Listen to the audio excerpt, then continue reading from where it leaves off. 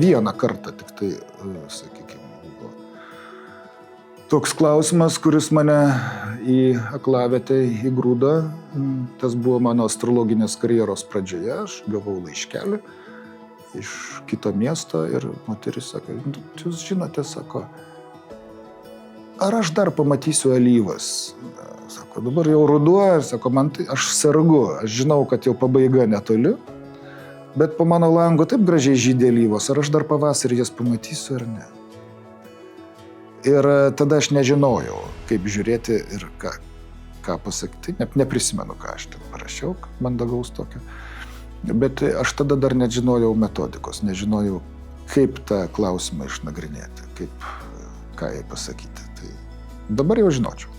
Kita vertus, tu tobulėjai visą laiką šitoje srityje, ar ne? Nėra taip, kad tu išmokai vieną kartą tą žvaigždės ir jų visokias ten konfiguracijas, jų įtakas ir užtenka.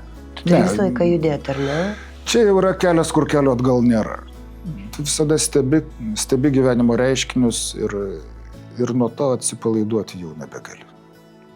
Kai kada būna intensyviau, kada ne taip intensyviau, kai kada ateina kokia nors tema ir pasidaro jinai svarbesnė, kai kada tų temų būna mažiau, žinai, bet visą laiką kažko mokais.